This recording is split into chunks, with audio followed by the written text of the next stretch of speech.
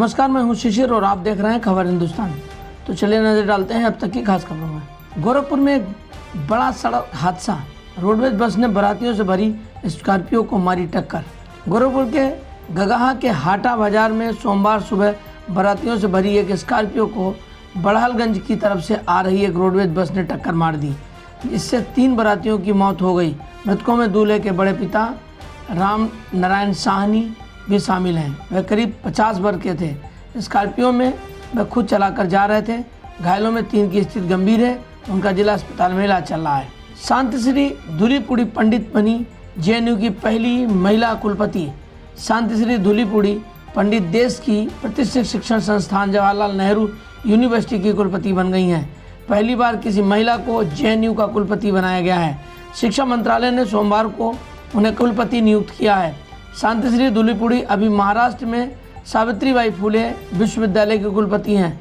59 वर्षीय पंडित जेएनयू की पूर्व छात्रा भी हैं। चीन में सामने आई पाकिस्तान पीएम इमरान खान की मुस्लिमों को लेकर सच्चाई। पाकिस्तान के प्रधानमंत्री इमरान खान ने चीन का सहयोग लेने के लिए वहां के सिंजियांग प्रांत में रहने वाले उइगर पर हो रहे शोषण से अपना मुंह फेर लिया है।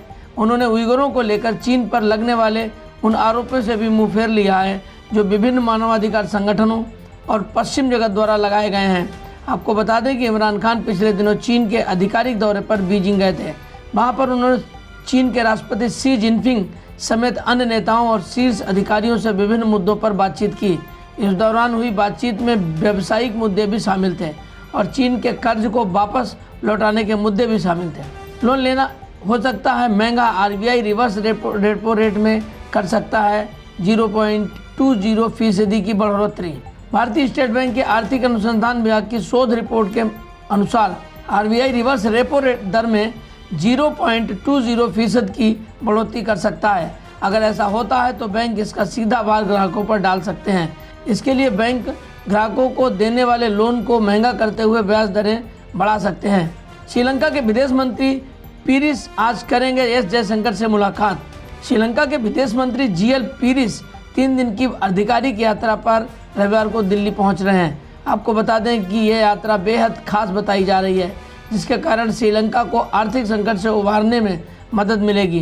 द्वीप राष्ट्र में चल रहे आर्थिक संकट के बीच श्रीलंकाई विदेश मंत्री पीरिस सोमवार को नई दिल्ली में अपने भारतीय समकक्ष विदेश मंत्री एस जयशंकर से मुलाकात करने वाले हैं। हवा में बढ़ती नमी भी बिगाड़ रही मौसम, वैज्ञानिकों ने किया अलर्ट। पूरी दुनिया में जलवायु परिवर्तन इस समय चिंता का विषय बना हुआ है। जलवायु परिवर्तन के लिए सबसे बड़ा कारण वायुमंडल में बढ़ती गर्मी को माना जाता है, लेकिन वैज्ञानिकों ने कई मॉडलों पर अध्ययन कर पाया है कि ग्लोबल वार्मिंग के लिए हवा में बढ़ती आर्द्रता भी जिम्मेदार है। अध्ययन में पाया गया है कि 1980 से 2019 के बीच दुनिया में हवा के तापमान में 0.79 सेल्सियस की वृद्धि हुई है। कर्नाटक हिजाब विवाद के बीच अब भगवा स्टोल पहनकर कैंपस पहुंचे छात्र, कक्षाएं स्थगित। कर्नाटक में एक बार फिर कॉलेज में कपड़ों को लेकर छात्र परेशान हुए हैं। कई दिनों से चल रहे हिजाब विवाद के बाद अब एक बार फिर भगवा स्टोल का मामला सामने आया है। कर्नाटक के विजयपुरा के शांतेश्वर एजुकेशन ट्रस्ट में कुछ छात्रों के भगवा स्टोल पहनकर कैंपस में पहुंचने के बाद आज कक्षाएं स्थगित कर दी गईं। 2 दिन बाद फिर बदलेगा मौसम का मिजाज। उत्तर भारत में लगातार बदलते मौसम के बीच रविवार को दिन भर चटक धूप खिली रही। सोमवार को तापमान में और बढ़ोतरी होने की संभावना है। हालांकि बुधवार से मौसम फिर करवट लेगा। मौसम विभाग की माने तो बुधवार से बारिश होने का भी अनुमान है। पश्चिमी विक्षोभ के सक्रिय होने से पहाड़ों पर हिमपात होगा। उत्तराखंड में मंगलवार से हल्की बारिश और बर्फबारी के आसार हैं। केंद्र सरकार ने खत्म किया वर्क फ्रॉम होम। आज से सभी केंद्रीय कर्मचारियों की 100% उपस्थिति के निर्देश। केंद्र सरकार के सभी कार्यालयों में सोमवार से फिर 100% उपस्थिति सुनिश्चित की जाएगी। केंद्रीय कार्मिक राज्य मंत्री जितेंद्र सिंह ने कहा कि कोरोना संक्रमण के मामलों में कमी को देखते हुए ये फैसला लिया गया है।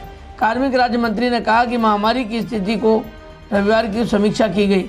कोविड के मामलों की संख्या में कमी के साथ साथ संक्रमण दर में गिरावट को देखते हुए निर्णय लिया गया है कि सोमवार से सभी स्तरों पर कर्मचारियों को पूर्ण कार्यालय उपस्थित फिर से सुनिश्चित की जाएगी।